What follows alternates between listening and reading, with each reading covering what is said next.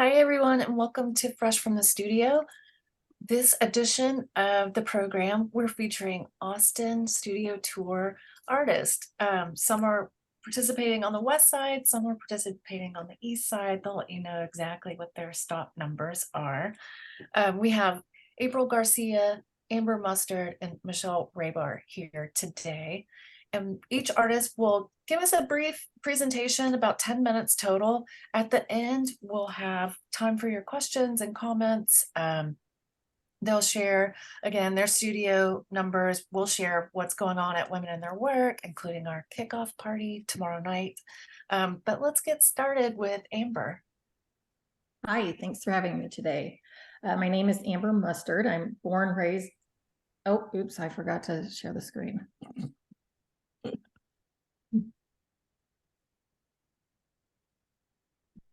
Okay. Hi, my name is Amber Mustard. I'm born and raised and currently living in Austin. I'd like to start out by introducing my work and myself. In 2006, I graduated from St. Edward's, where I studied photography. Inspired by the work of Austin artist Lance Lesher, I began paper piecing. I immediately started paper piecing on canvas with acrylic paints. Here are a few of those first few pieces.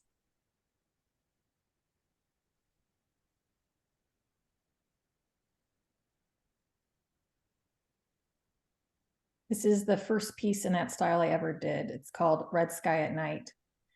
Growing up, I spent my summers commercial fishing with my dad in Alaska. My dad often used the old saying, red sky at night, sailor's delight. Red sky in morning, sailor take warning. This has always been a special piece to me for what it represents personally, and in my art career, it still hangs in my house, and I've never offered it for sale. This work continued on and off over the years. Job changes, life changes, my life and my art transitioned. I began using the paper as more than just shapes and texture, and explored the images and words on the pages I cut. I spent a lot of time at thrift stores looking through books and found myself drawn to children's picture books, sheet music, and old handwritten letters and notes.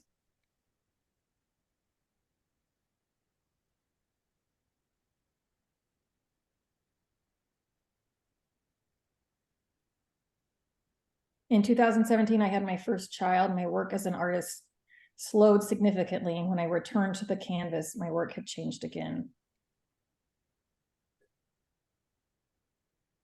I added to my materials, still using paper and acrylic, but adding in pencil, oil, pastels, ink, spray paint, anything and everything I could find.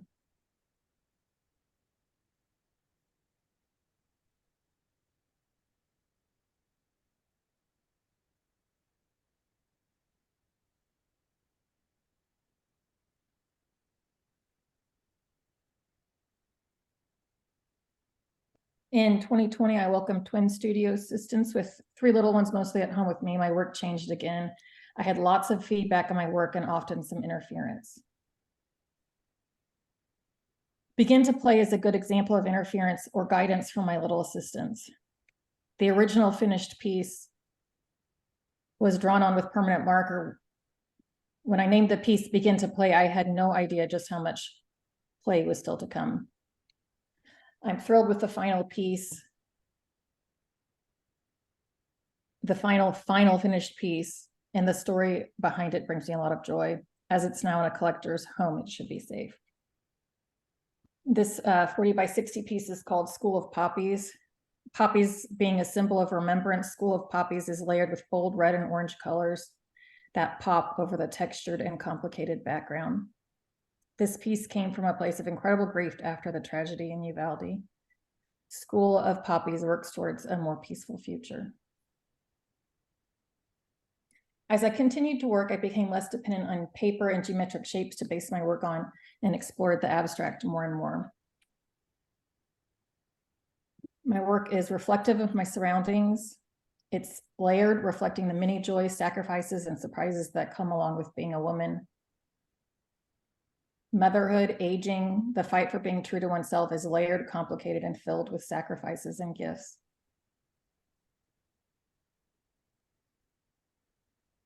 My intent is for every piece I complete to be a celebration of that journey.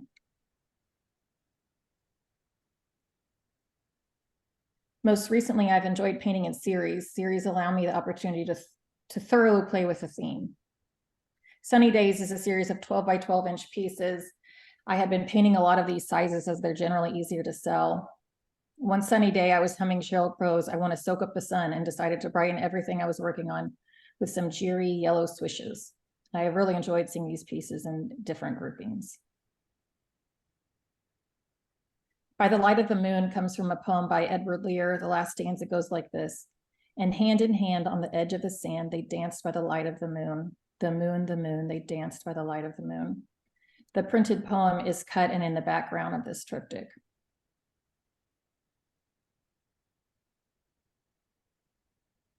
Seabirds always look so free and peaceful as they fly across the open ocean. This triptych aims to capture that calm and serene feeling. Land of Storybooks is my most recent completed series. The Land of Storybooks is a poem by Robert Louis Stevenson in which a little boy is hiding from his parents, pretending to live out the adventures he's reading about in his books. I love the visual I get picturing this child playing out his imagination. Is there anything more fun than that?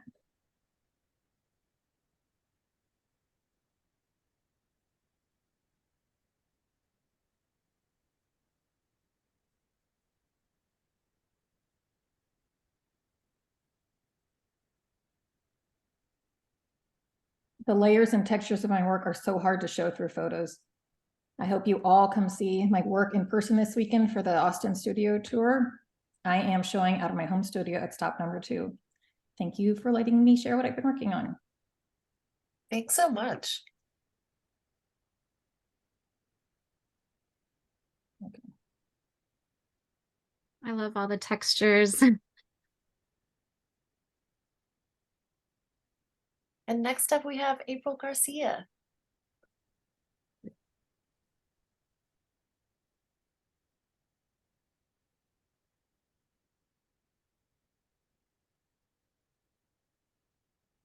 Mhm. Okay. Hello. My name's April Garcia, and I kind of have a little script here. Keep me on track. So my name's April Garcia. I'm a multidisciplinary artist, originally from the Rio Grande Valley of Texas, currently living in Austin. I create fabric art that explores the intersection of abstraction and form with textiles. My plush research in soft sculpture has led me to explore site-specific installations, wearable creations, video work, performance art, and self-portrait work. My current body of work examines how textiles can be used as a form of communication related to Nipantla identity. Nipantla is an indigenous Nawa word describing an in-between space that reflects the complex, multifaceted nature of my culture and social experiences as an American of Mexican descent. In this context, Nipantla identity refers to the unique cultural, social, psychological position that Mexican Americans find themselves in as a result of their heritage and their status as a marginalized group within the United States. Gloria Anzaldúa best describes this word as an in-between state, an uncertain terrain one crosses when moving from one place to another, when changing from one class, race, or gender position to another, when traveling from the present identity into a new identity. And so a lot of what you're seeing right now is my past work that was more about exploring my materials and pushing and pulling to see how I can, shape the fabric. And so now currently I'm in pursuit of an associate's in Mexican American Studies. And so my work is in transition, just like,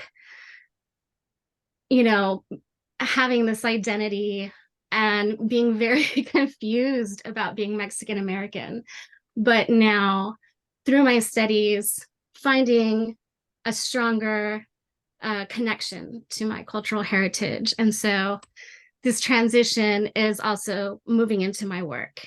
And so it's not so much about creating this object as it is creating a conceptual idea of identity through fabric. And so that's where I'm at right now. I'm in transition. I'm looking for this hybrid identity through this work. And so searching for different different identities through the fabric, I guess you could say. So it's all a transition right now for me, honestly. I move to the next. I can't move to the next. Let's see. There we go. So it's an exploration right now of my identity and my conceptual themes of that through this type of video and taking screenshots, self-portrait work, creating backdrops.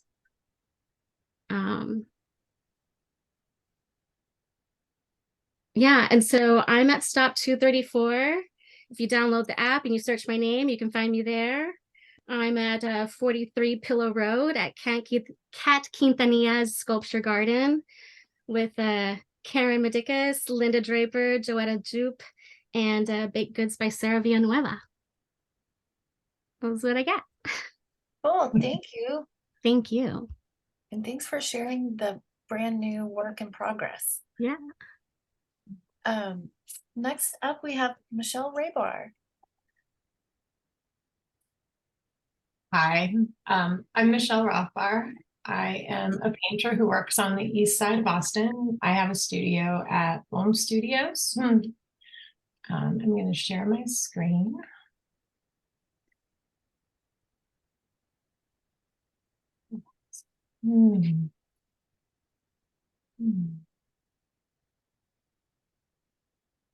Try and share my screen. Let me try this again.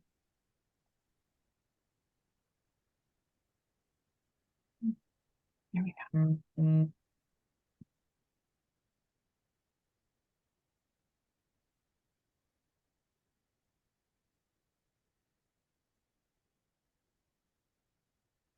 Can everyone see my screen? Yes. I cannot see my screen. I'm sorry. Let's see.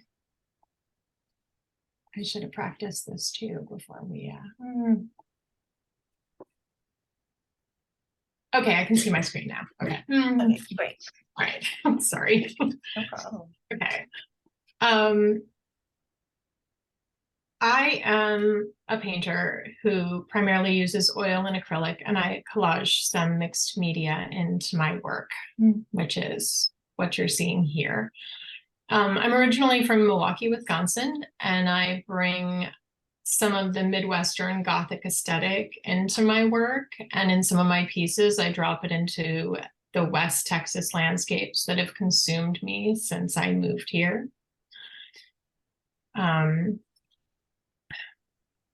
Many things inform my work. I make these kind of curiously strange paintings, and my work focuses on how loss reshapes you, how we reframe the idea of home throughout our lives, and how past trauma can be cultivated into strength and beauty. I really strive to make work that's slow to reveal itself through layered stories. And as I continued in the process of my work, I've also become very enamored by mythical creatures and a lot of experiences, road trips, natural forms, anatomy, all of that informs my work. According to scientists, our first 2 decades seem to pass as slowly as the whole of the rest of our lives, so that our early experiences carry vastly more psychic weight than those of adulthood. This is a quote that I read and loved, and I've just attached it to my work ever since. My work is rooted in the chaos of my childhood and extends out from there to the life and family that I've built today. These particular pieces were created from family photos and deal with the complexity of communication, how easy it is to misunderstand each other or not know the true weight of our words. The piece on the left is called Weight of Our Words. My work is hard to categorize. I'm very drawn to narrative art, and while stylistically the way I paint is similar from piece to piece, each painting can vary wildly. I don't create long series of similar subject matter. I tend to revisit and reinvent some imagery and icons in my work over time. I paint the space where memory and reality overlap for me. Most of these works are concerned with how memories double the space of your existence. An absence can be a highly charged presence in your life. The ghosts still linger, and I paint them. For my process, I usually start with a hint of an idea that I want to do, but it's never fully planned out. I never start with a blank canvas. I always choose a color palette first, and I need to activate the white space. So I'll either lay in a wash of color or adhere some bound paper or painted yupo to the canvas. Then I begin with a loose sketch and start making marks. I use brushes, palette knives, strings, strips of painted palette paper. Whatever feels right. I love the push and pull of physical depth in a piece, and I like a painting to reveal itself slowly. This is just a close-up. I used stickers, and the words are photo transfers, and there's wallpaper and just a lot of goodness in it.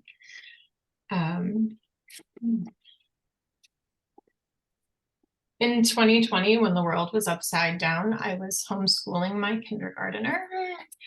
I started creating anthropomorphized animals and supernatural beings. At her school, they talked about looking for the helpers in times of trouble, and that really stuck with me. So some of these creatures that I created are almost guardians or safekeepers. There's also a duality to being an artist parent that I feel very strongly, which what I was expressing with this two-headed bird in particular. As a parent, I have to be far more responsible and patient, and I can't afford to procrastinate, and I'm very good at procrastinating. So it's actually helped my work overall. Being a mother and having to manage my time so much more carefully. This piece was a turning point for me. I created this piece, which is titled Take Me to the Other Side, for an invitational exhibition that I was in Taylor, Texas. I've been asked to be a part of it the last 2 years. There's always a theme. This particular year was in the Anthropocene. And I wanted to show the impact of our disregard for compassionate, intelligent creatures and the environments they require for sustenance. So since then, I've continued to create these figures, and I've found new ways to express the idea of letting go, moving on to another realm, the soul being released or held. I've also revisited using wallpaper in my work and creating painterly yet graphic representations of spirit animals, and also finding the beauty in fierce and sometimes frightening creatures. I have 3 exhibitions going right now. But I have a studio at Bohm Studios, and I will be there for the studio tour the next 2 weekends with Bohm Arts Collective. And we have some pretty amazing programming coming up. So that's it.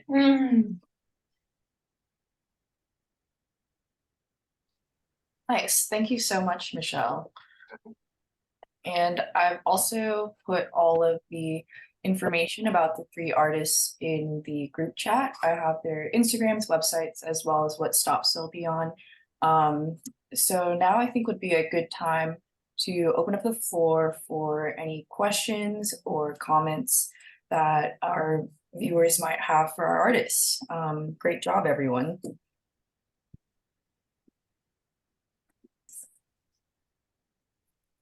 I can actually start out, sort of break the ice.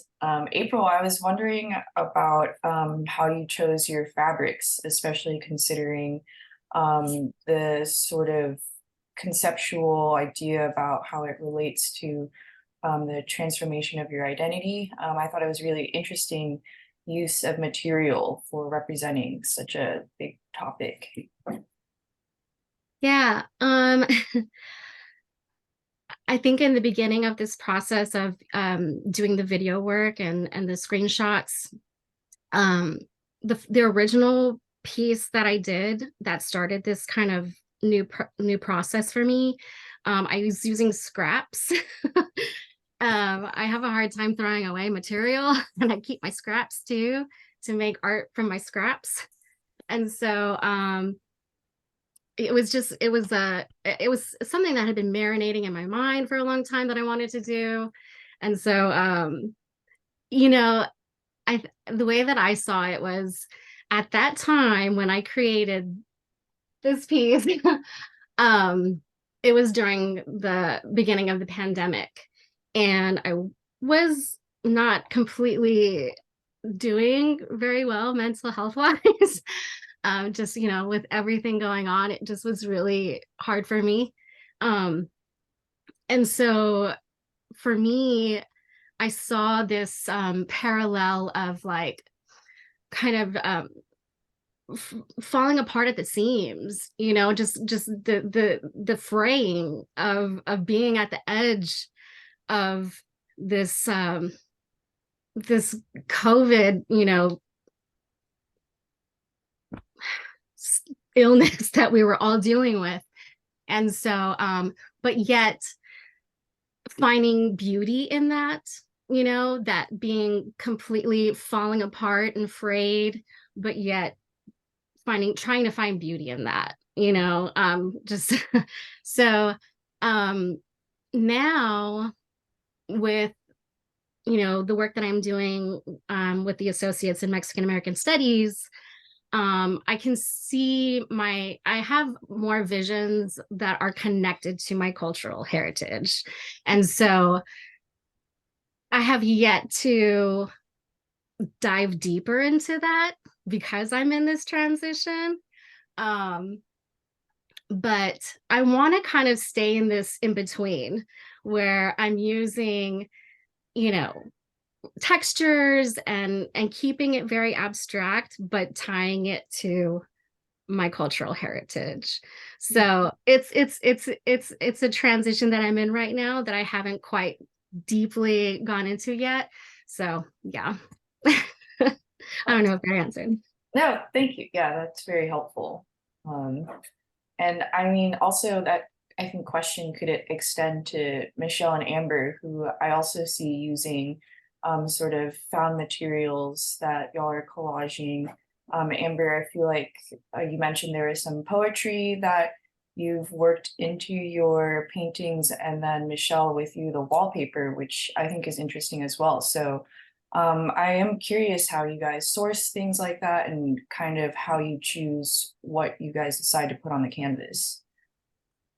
I have been gathering old books, journals, all kinds of stuff from every thrift shops, stuff like that. Different old textbooks, things like that. I love things that are generally I like older stuff because I think a lot of the newer stuff has like a sheen on it, which is harder to work with and just doesn't, it doesn't soak up all the layers I'm probably going to put on top of it. Lots of times people give me like I had a friend whose grandmother passed and she just had boxes of old piano music, and I used that for years and years throughout. I found some old like budgeting books from like a long time ago it was all in French. I don't speak French, so I like to kind of just pretend it says stuff. But then like my dad gave me a box the other day and my dad saves everything. So I wasn't really looking forward to going through this stuff that he wanted me to look through. And there were like these giant, old World Book encyclopedias, remember? And it was like 2 volumes and it's this much. So that was like everything that we used to be able to look up. Which I didn't really do much with that but I did find a lot of old, my grandmother I knew she was a nurse, but I did not know she went to like a Catholic nursing school, and it's like textbooks from this Catholic nursing school. And it is wild, the stuff that it's in there from like from the 50s.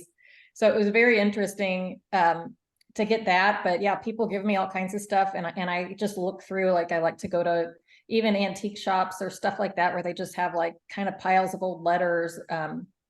I lived in Waco for about 6 months, and that was a great place to find like antique shops, but they weren't like fancy antique shops. It was like kind of junk, but you could just buy a big bag of stuff like that. I also will go and buy like new handmade printed paper, just kind of different patterns. I like to kind of work with new and old stuff. Sometimes I've like thrown glitter on there. I don't really like it to look glittery, but it'll give it a texture. So I think it's just playing with my surroundings and what I find. I definitely have a thing where I will see like a piece of a cardboard box on the ground or a piece of trash, and I'm like, oh, that's an interesting shape. And I'm like, am I really gonna come and just glue some trash to a painting? I don't know. It depends how dirty. Yeah, that's definitely the artist's way, I think. And I would like to add that, April, how organized your fabric is behind you is very incredible, and I'm very impressed by that. I would never get anything out. I would just leave to look at it like that. I have scrapbook boxes of things that I have found in the mail. I have a lot of things from my grandmother's house. She let me go through her attic, and she had an amazing collection of like magazines from the 30s and the 40s and just incredible little printed papers. And so I pull those out when I need some inspiration. I also really love the Austin Reuse Center. Oh, yes. It's just a treasure trove of all kinds of papers and weird little curiosities. And I just grab like a whole bucket full and bring it home and then go through it and see what speaks to me. Or if I already have an idea, then try to apply something that'll work towards that concept. Nice, thank you. So glad to hear that you guys are all being very resourceful, and reusing materials in a very economic way. Let's see if anybody else has any questions for each other as well. Hear me? This is Yeah. Judith. Can you hear me? Yes. This reminds me, this conversation, of when I first got involved in the arts back in the 70s. As I would just hang out with artists, and they looked at the world in a whole different way, and noticing shapes, colors, negative spaces, interesting little tchotchkes or whatever, and the way the light falls on things. And I was just like, these people are wonderful, and I value that so much in listening to you speak, because and the things that you've collected, I think that's really valuable. And anyway, thank you. I think it's fascinating, and I love your work. And I have a couple questions. Michelle, can you mentioned Midwestern Gothic, I think you said. Can you say a little bit more about that, what that is for you? Well,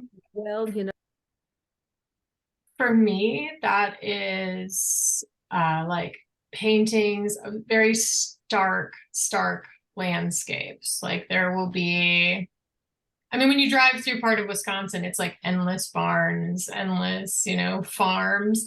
But I always drive up there in the winter, and there is just an eerie, kind of macabre beautifulness to this open, empty space, and the dark contrast of the buildings. And you wonder what's happening there, you know. So I think that just growing up around that really had a strong effect on me, and it's just kind of stayed with me, and it definitely creeps into my work. I was also wondering about the size of your work. I might have missed it, but I didn't hear you say, how large the pieces are. It depends. They kind of vary. Sometimes I work pretty large. I really like to work large. So they can be as large as like 36 by 48. I also really like a square format in the last year. Sometimes I like to put limitations on myself, and that kind of spawns more creativity. But some of the pieces are quite a bit smaller and more intimate, so you have to get closer to see the details. So I guess it varies is my answer to the question. Okay, thank you. Yeah, sure.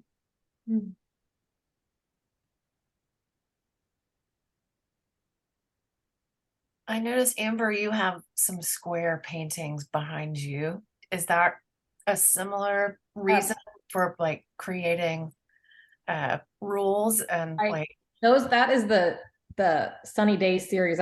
It's displayed because I'm in the middle of West and showing all my stuff. Yeah. But I do like working in squares. I don't like working that a little, which I also think is the reason why I do those in series, because I can kind of play bigger on a smaller scale. I really like to do like really big stuff. I did like a 6 by 8 foot piece last year, and I can't do a lot of those because I don't have anywhere to put them. And I feel like when someone wants to buy something that big, they want to commission you to do something specific. But I've done some big stuff, so I can kind of show that I can do it. I usually work in like a 48-inch square or a 40 by 60, like vertically, but I really enjoy the square too. I don't know. It's like, it feels like I get to make up the composition more than there already being some sort of composition. I don't know if that makes sense, but that's how it works in my, my mind. Yeah. Like a vertical piece kind of already has something there, which I do like sometimes, but just kind of depends. And I also think that the shape, depending on the size, I find it harder to do, say, like a 9 by 12 compared to a 12 by 12. I'd rather do a square when I'm smaller.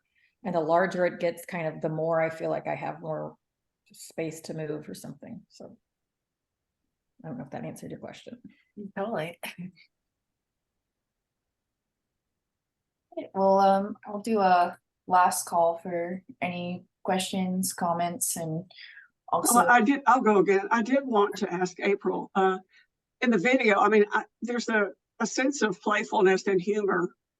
I don't know if that was, I hope it was intentional, but I mean, that you're kind of embedded in the cultural exploration that your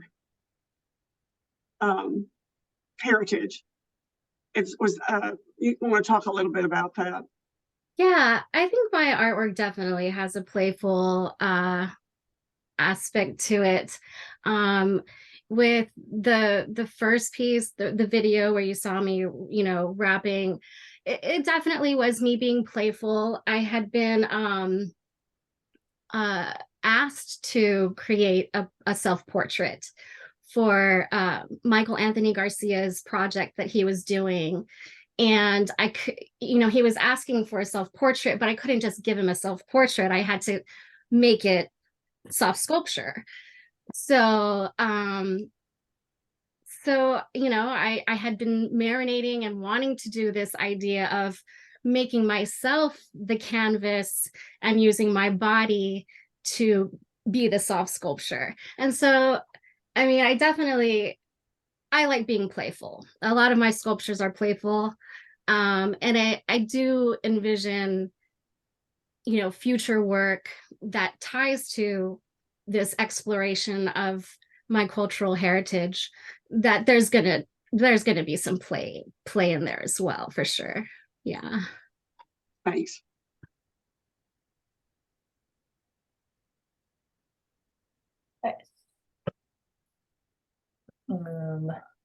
thank you so much for those questions. And thank you to the artists. I just wanted to wrap up this meeting with some upcoming Women in Their Work events.